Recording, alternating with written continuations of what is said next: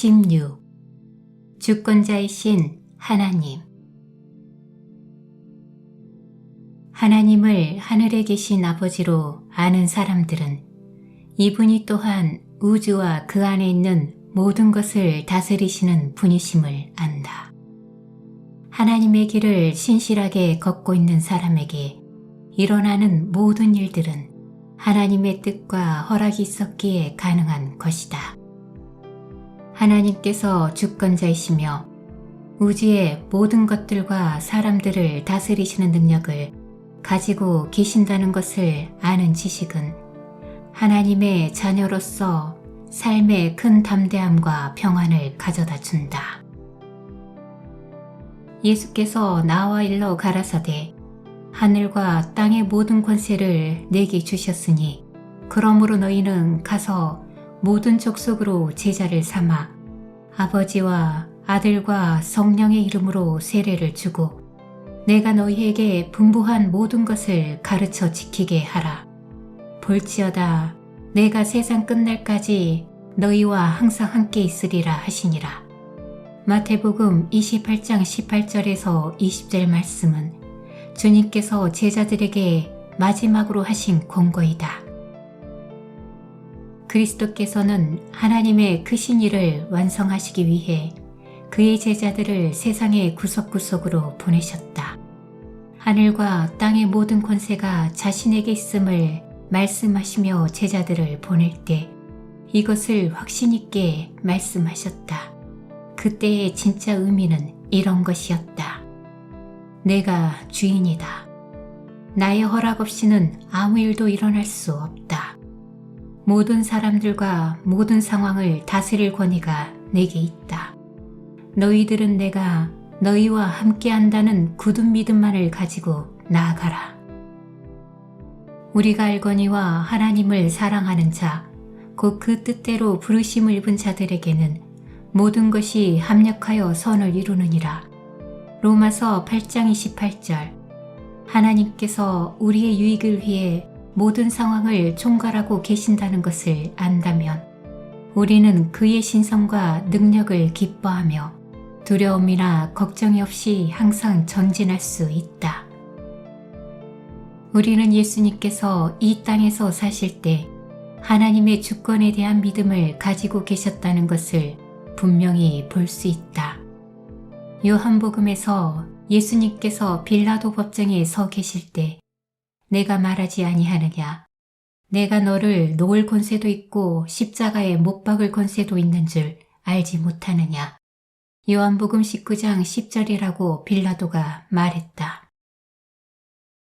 예수님께서는 하나님의 원대한 주권을 의지하여 위에서 주지 아니하셨다면 나를 해할 권세가 없으리니 그러므로 나를 내게 넘겨준 자의 죄는 더 크니라 하시니 요한복음 19장 11절이라고 대답하셨다. 예수님께서는 이 대답을 통해 어떤 말씀을 하셨던 것일까? 그는 빌라도여, 당신이 원하는 대로 할 수 있다고 생각하지 말라.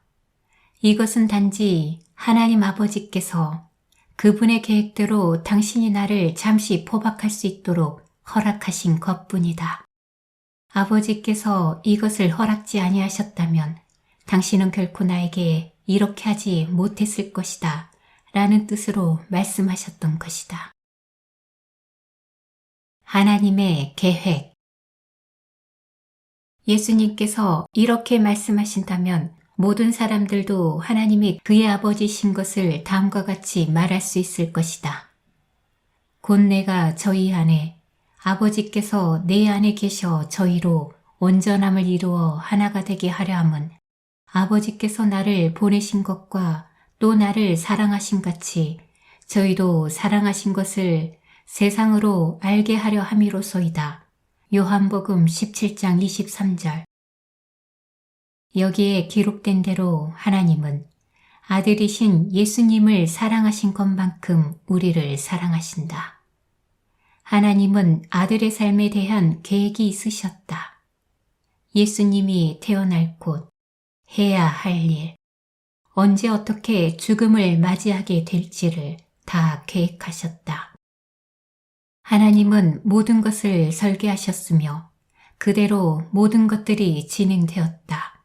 하나님이 계획하신 시간보다 앞서거나 미뤄져서 일어난 일은 없었고 아무도 하나님의 허락이 없이는 예수님께 해를 입힐 수 없었다. 예수님은 사람의 몸을 입고 오신 하나님이시다. 우리는 비록 한낱 인간에 불과하지만 하나님은 우리를 예수님을 사랑하시듯 사랑하신다. 하나님의 허락 없이는 아무 일도 우리에게 일어날 수 없다. 의인에게는 아무 재앙도 임하지 아니하려니와 악인에게는 앙화가 가득하리라. 잠언 12장 21절. 예수님께서는 이 말씀에 대한 절대적인 믿음을 가지고 이렇게 물으셨다. 아버지께서 주신 잔을 내가 마시지 아니하겠느냐. 요한복음 18장 11절. 사람이 볼 때는 유대인들로 인해 예수님에게 박해와 죽음의 잔이 안겨진 것 같지만 예수님께서는 유대인들이 건넨 잔이라고 말씀하지 않으셨고 그 대신 아버지께서 주신 잔이라고 하셨다.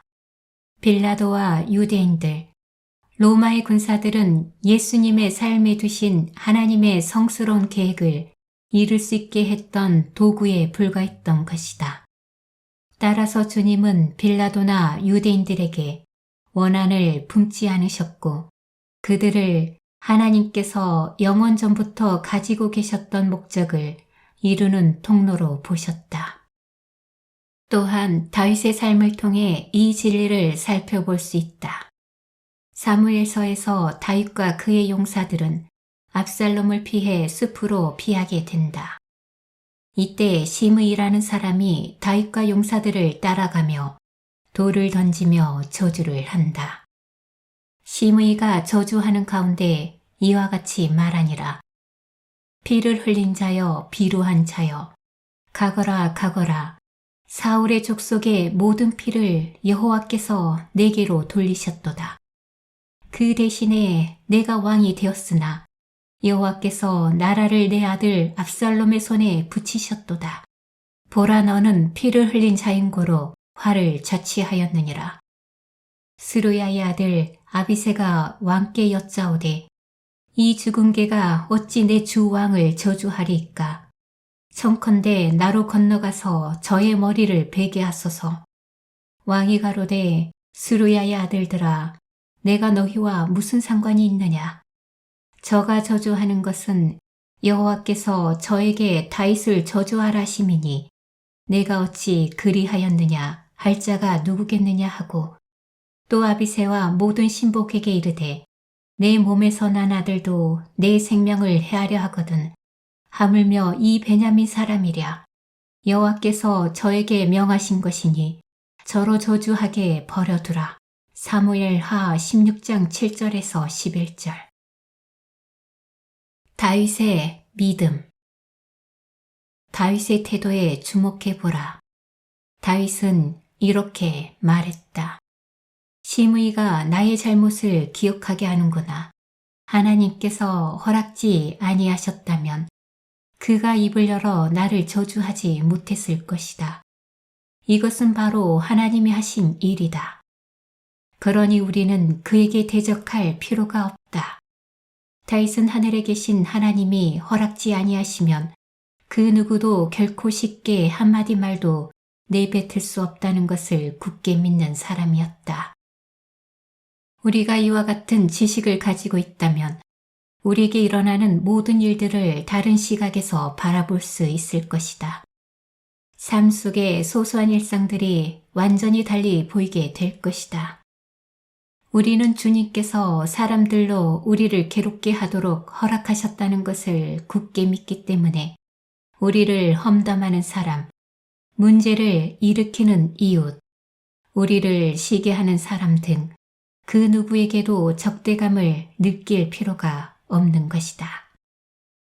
하나님께서 나를 위해 모락하는 사람을 두기로 허락하셨다는 것을 알았기 때문에 나는 그 사람에 대해 어떠한 원한도 품을 필요가 없었다. 만약에 사람들이 내가 말씀을 전할 때 나에게 돌을 던지거나 내 얼굴에 대고 욕을 한다 해도 나는 하나님께서 거룩하신 계획에 따라 허락하신 이름을 확신할 것이다. 하나님께서 그들의 입과 행동에 힘을 실어주시지 않으셨다면 그들은 결코 나에게 나쁜 말과 행동을 하지 못했을 것이다. 나의 하나님은 주권자이시며 여전히 보좌 위에 앉아 계신다. 하나님은 모든 사람들의 정신과 마음을 다스리신다. 하늘에 계신 하나님께서 나에게 최선의 것을 주시기 때문에 걱정이 없이 그리고 누구도 미워하는 마음 없이 살 수 있다. 많은 사람들이 하나님이 그들의 상황에 대해 아무것도 하지 않으신다며 약한 분으로 생각한다. 사람들이 자신을 괴롭히는 사람들을 미워하고 불평한다면 실은 이렇게 말하고 있는 것과 같다. 나의 하나님은 사람을 다스리지 못하시오. 많은 이들이 하나님을 모든 것을 다스리시는 주권자로 보지 않기에 마음의 쓴뿌리를 가지고 절망 속에 살고 있다. 내가 사랑하는 하나님께서는 약하지도 쉽게 무너지지도 않으신다. 그분은 하늘과 땅을 홀로 다스리신다. 모든 일들은 그분의 뜻과 권세 아래 있다. 아무 일도 그의 거룩한 허락이 없이 일어날 수 없다. 아무도 해를 입힐 수 없다. 사람들이 나에게 대항하고 나에 대해 나쁜 말을 한다면 그것은 하나님이 허락하신 것이며 궁극적으로는 나를 위한 것이다. 우리는 하나님 안에서 이 사실에 대한 놀라운 확신을 가지고 있다. 우리에게 일어나는 매일의 시간, 매분, 매초의 일들이 나를 사랑하시며 돌보시는 하나님의 계획 속에서 일어나고 있는 것이다. 그렇기 때문에 우리는 아주 적은 걱정거리 없이 살 수 있는 것이다. 온전한 평안과 기쁨 속에서 살 수 있는 이 얼마나 멋진 삶인가. 이것이 하나님이 당신의 자녀들에게 살기를 원하시는 삶이다. 하나님이 우리로 그런 삶의 동반자가 되게 하시기를 바라신다.